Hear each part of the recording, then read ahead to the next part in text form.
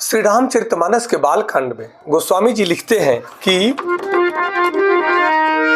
दासी दास तुरग रथ नागा, धेनु बसन मणि वस्तु विभागा, अन कनक भा जन भरी जाना, अन्न कनक भा जन भरी जाना, दाई जदीन्हे न जाई बखाना, दाई जदीन्हे न जाई बखाना।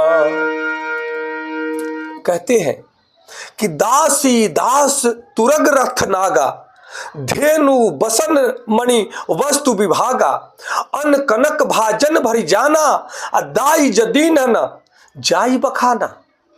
कहते हैं कि दासी दास रथ घोड़े हाथी गायें वस्त्र और मणि आदि अनेक प्रकार की चीजें, अन्न तथा सोने के बर्तन गाड़ियों में लदवा करके दहेज में दिए गए, जिनका वर्णन नहीं किया जा सकता है। अद्भुत दृश्य। राजा हिमवान अपनी पुत्री के, अपनी कन्या के विवाह में अनेकों प्रकार के अनंत रूप से दहेज रूप में, भव्य रूप में दहेज देते हैं और अनेकों दासी दासियां, दास रथ घोड़े हाथी गायें, अनेकों प्रकार के वस्त्र और अनेकों प्रकार की मणियां दहेज में दिए जा रहे हैं। अनेकों प्रकार की चीजें, बहुत सारा अन्न धन और सोने के बर्तन सब गाड़ियों में लदवा करके दहेज में भगवान शिव के यहां भिजवाया जा रहा है। यह गोस्वामी तुलसीदास जी कहते हैं कि जिसका वर्णन नहीं किया जा सकता। यह इतना अद्भुत दिव्य श्रद्धा भाव से दिया गया, जिसको कहते हैं कन्यादान रूप में, जो दहेज कहें, उपहार कहें, जो आज भी सनातन धर्म में परंपरा है। परंतु यहां एक विशेष बात जानने की आवश्यकता है कि यह सनातन धर्म की परंपरा है कि कोई भी अपने कन्या को, अपने पुत्री को जब विवाह करता है तब खाली हाथ नहीं विदा करता है, अपने योग्यता के अनुसार बहुत कुछ देने का प्रयास करता है। परंतु जब दबाव में वही चीज आ जाती है कि आपको इतना ही देना है, ये दहेज देना है, इतना पैसा देना है, गाड़ी देना है, गहना देना है, सोना देना है, चांदी देना है, वस्त्र देना है, जब यह कन्या के पिता पर जब ऐसा ज्यादा दबाव डाला जाता है तो वह विवाह दुखदाई हो जाता है उस परिवार के लिए, उस माता पिता के लिए। अगर योग्यता है तो आप दें, श्रद्धा है तो आप दें, सक्षम है तो आप दें, परंतु आपके पास सामर्थ्य उतना नहीं है तो जितना है उतने में ही करना चाहिए। यही सनातन परंपरा कहता है। दबाव में, दिखावे में जो व्यक्ति चलता है वो दोनों घर बर्बाद हो जाते हैं। किसी के देने से कोई धनवान नहीं होता और न आज तक हुआ है और न होगा। हर व्यक्ति अपने पुरुषार्थ से कमाई जो करता है उसी से उसका जीवन चलता है, उसी से वह अपने जीवन में प्रगति करता है, विकास करता है।